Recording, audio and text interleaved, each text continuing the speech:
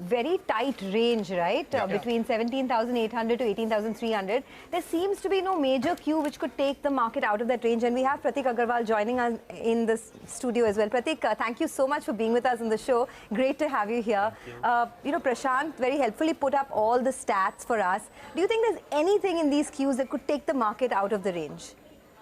No, so beginning of the year when we looked at the market, we thought, on 1,000 ballpark 25 earnings, we should be 18.5 times. So 18.5 is the range that one should expect the market to be for this quarter, which will actually sort a lot of the issues that we may discuss going forward. But definitely, think of this period as a period of consolidation.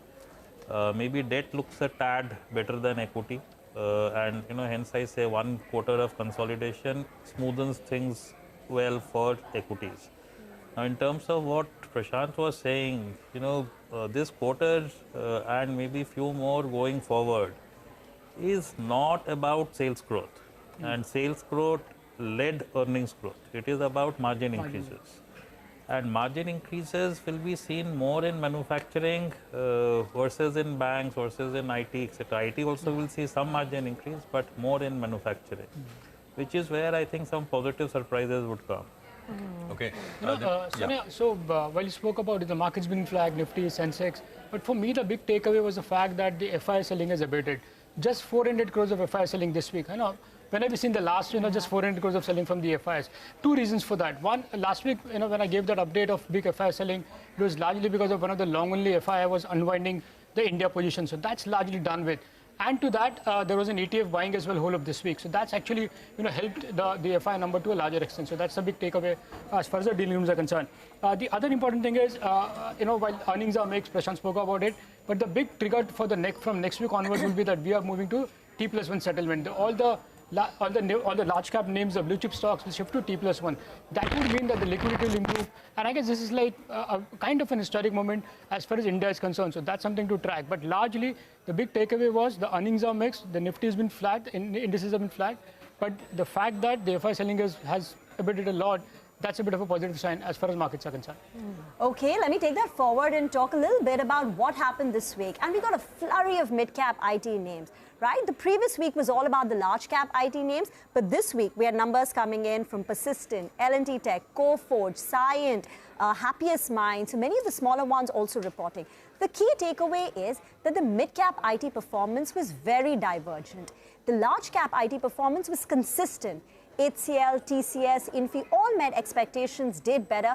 But in the case of IT earnings this time, Persistent, Coforge looked better than what the street was anticipating. And on the flip side, you had emphasis in L&T disappointing. So the key takeaway is that the mid-cap IT performance is far more diverse. To elaborate on that point, L&T Tech downgraded its revenue guidance, but on the flip side, you had Coforge upgrading its guidance. So that's point number 1. Unlike large caps, where the performance was consistent, mid-cap performance was far more divergent. The next point is, despite all the noise about macro uncertainty, slowing down on deal with, slow decision making, the deal wins this time have been very strong, even for the companies which have missed expectations. Take a look at Emphasis. Emphasis was a miss in Q3 numbers. It was impacted by their mortgage business, but Emphasis new deal wins were the second highest on record.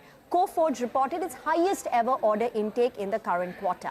Now, the point is that typically when this situation, when the external environment is far more uncertain, it's the large caps which generally have a steadier performance compared to the mid caps. And the reason is mid caps have a greater client concentration, a geographical concentration, or a vertical concentration. So if any of the drivers hit or if any of the legs misfire, then the stocks get impacted. In the case of Emphasis, for instance, they have a near 8-9% exposure to the mortgage business, right? Now that entire leg is not firing. In fact, it's declining for them. It saw a sequential decline of 20%.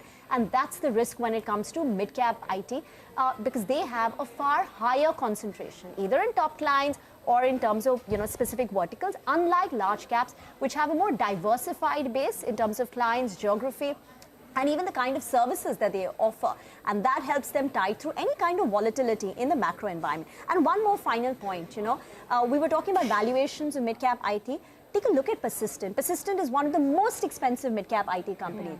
Yet, on the back of good numbers, the street rewarded it. Persistent ends up with a gain of close to about 8% despite it being very expensive. So that's telling, right, that there is interest in IT despite the high valuations for some of them. If the companies can give you the confidence that they can tide over this rough patch. Let's ask the man next to you what he makes of IT. Prateek, any interest?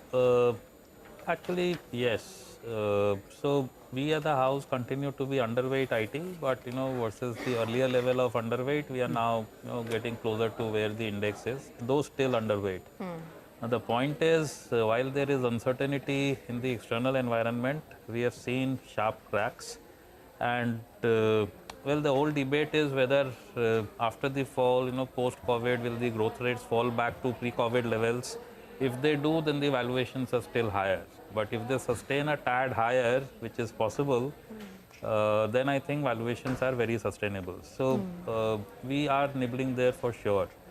I take the point, the larger cap IT companies are steadier, but then larger cap IT companies are more order book driven, so more long period orders driven, less of shorter period orders.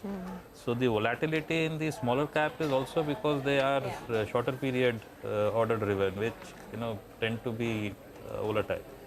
So and of course vertical. So if there are spaces which are doing well, open up trade. Like mortgages, like Prima mentioned. I mean, that's So you've got to be selective when it comes to mid-caps. Very selective mid-cap IT. Okay, all right. Well, the other big event, of course, is the budget that's right around the corner.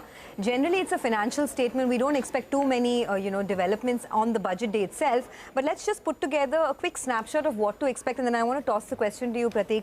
Now, there are a couple of things. One, there's an extension of the corporate tax rebates for green manufacturing. And we do know that in this whole green manufacturing renewable space, Reliance has a huge investment that they've made, 75,000 crores. There are EV manufacturers as well, like Tata Motors, TVS, that could be in focus. Apart from that, everyone's expecting this to be an infra-heavy and capex-heavy budget. There's an expectation of a 15% rise in the budget spends on roads and railways. You've seen stocks like L&T at a fresh 52-week high as well, so that will be on our radar as well.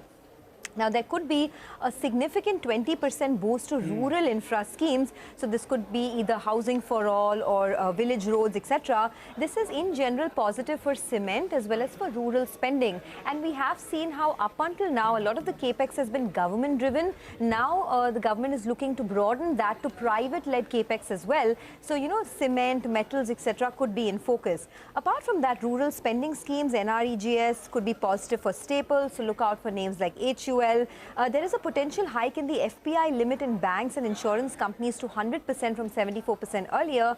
That could be positive for private banks as well as for insurers. So keep that in mind. A couple of other quick things. An insurance amendment bill that may address the composite licenses, the changes to the solvency issue, etc. And that could impact a lot of these insurers, whether it's SBI Life, HDFC Life.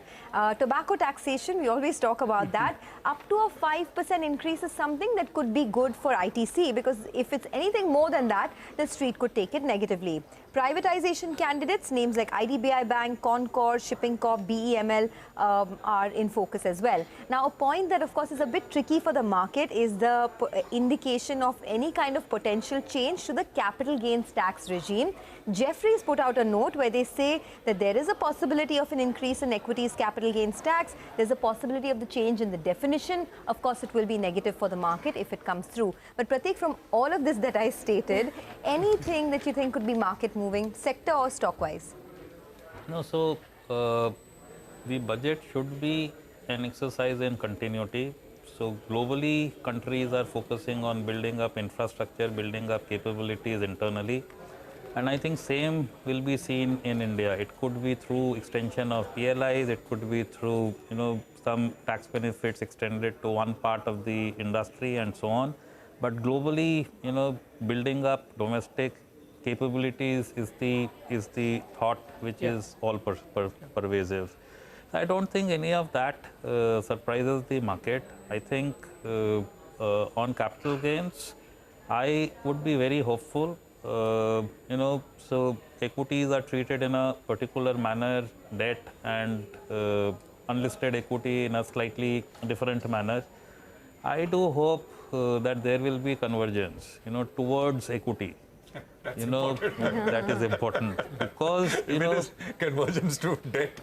Towards equity, because, you know, globally, you know, long and short-term equity is 1 year. Yes. Okay, Yes. so if you go beyond that, you are diverging versus the globe. Now, Yeah. that has implications on back offices, how people look at you, and so on. And two, this is a period when, you know, we need to put our best foot forward so that world looks as, and we need both debt and equity money is coming in and private equity. So in a period when, you know, central banks are taking out money, M1 is going down, you know, I think you need to just be that much more open and do everything possible to attract money. You made the point of building capacity, and we're going to focus on building capacity in railways, right? Yes. Railway capex is a theme which the market is very excited That's right, about. Prashant. So, Tell us more. Sonia spoke about the key beneficiaries in the budget. Now we don't have a railway budget, right, so to speak, right? So of course there won't be much on the railway budget, but within the budget itself, there is going to be a lot of focus, I believe, on the railway side, and that's what I'm looking to put out a piece this week. So look at the Vande Bharat opportunity. That's going to be a big opportunity. We saw what happened to Siemens last week. That stock was up 10% on the back of a large order. I mean, it's the biggest order that Siemens has backed in their entire history of 26,000 crores. And not only that, they've also been the L1 bidders for two projects, the Surat and the Ahmedabad Metro project, and of course they are in partnership with RVNL, but they have a 65% stake there. And you know, the order inflow of locomotives is going to be a key driver for Siemens and companies like that going forward. So how big is this opportunity is I'm looking at. So look at the big picture in the Vande Bharat itself. It's a 1.7 trillion opportunity from the recently floated tenders that we've seen. Now the initial tranche of 200 trains is an opportunity of 60,000 crores. That's kind of opportunity we are going to see in the railway. So who are the big beneficiaries of that? I've split into two halves. The first is the preferable players in the tier 1 players. That includes the names like Alstom, Medha, which is an unlisted company, and Siemens India. We already saw a big order for Siemens India. The tier 2 companies which are going to be component suppliers, they're the likes of ABB, CG Power, BHEL, and BEML. These are the few companies which are going to benefit. Now, I have further drilled down to the large, verticals within the Vande Bharat opportunity. The first one is where, that accounts for the lion's share of 45%, which is called propulsion, system. In that, the key beneficiaries are going to be Alstom, Medha, Siemens, BHEL, and CG Power. These are the 5 companies which are likely to benefit. The other big component within the Vande Bharat will be the rolling stock, which probably we call the wagons business. That's going to be another big segment which is going to benefit. And within that, the key players are Alstom, BEML, Titagar Wagon, Jupiter Wagon, and Texmaco. These are the 5 companies which are going to benefit from the rolling stock. So that's the opportunity for those companies. Now, apart from that, the next big trigger will be another 200 trains of Vande Bharat, which are going to come up in the next few years. So that's going to be a big capex opportunity for all the railway companies. Now, if you look at what the railway minister spoke to CNBC-TV18 from Davos, I just quote him: the production of 80,000 wheels is a huge order for the Indian railway industry, and this is the kind of order which will give visibility for a lot of companies for a very long period of time. So that's the kind of opportunity which the railways are going to throw up. Now, who will benefit? I've just listed out the few names, but I guess while we don't have a railway budget now, but anything to do with the capex, and within that, the railway capex will be very important for the entire sector and for individual companies as well, that I pointed out in that piece. Okay, Nimesh, thanks a lot for that. Prateek, how are you feeling about this space? Generally, we talk about it once a year. I don't know if it's given great returns to investors in the past. What is the prognosis like? Your thoughts? No, so engineering is a wider space that we are focused on. It's an overweight position with the house. There are lots happening. So, the whole broad theme is we over time have seen reduction in manufacturing as a percentage of GDP. And through PLIs, through, focus on renewable energies, railways, and the lot, we are seeing a reversal. And this time, happily, it is not like, one sector, two sector led, it is across. So I think engineering companies, the space itself, practically everything should end up benefiting. Okay. Prateek, what I'm going to do is I'm going to present this P compression growth stocks that we've seen. I'm going to walk across to the big wall to do that. Actually, this is just presenting data, not very much beyond that, and maybe just leaving you with a question. So what are we doing? So I'm calling it growth stocks or reality check, and I'll explain why. So let's have the graphics up. Okay. So there are 2 angles to it. One is, of course, the macro angle, and then there is a a local angle as well, which I will explain in just a bit from now. Okay, Prateek, we're just having some trouble pulling up the graphics, but you know, that first question that I put out, as part of my sort of discussion, market setup that I put out, these high P multiple growth stocks, in your opinion, is there more downside here? No, sure. So, you know, if you look at that space, you know, if you pull up the FMCG index, now over 12 years, over 15 years, it's done a 15% CAGR, while the profit CAGR is 12%. You know, and on top of it, give or take a % of dividends. So this space has seen expansion in valuation for a very, very long time. And now what we are experiencing is one more number of new entrants coming into the space. So if you look at, let's say, paint space, somebody coming in. If you look at diagnostics, you know, many more players coming in and so on. So the promise of the space that you don't get new entrants and the market is there for you for taking is now being tested. You know, in a period that this happens, one should expect the market to pause and you know, see it all happen rather than continue to repose faith in the same space. The other way of looking at the whole thing is, you know, if you blow up the value of a particular business, you know, many of these businesses derive a lot of value from the brands, you know, and maybe distribution, but brands is a large part of the value. Now that doesn't get impacted if the, for example, earnings go down because of manufacturing margins, right? So it stayed constant. So in a period when you did not see margins expand, these spaces held out much better.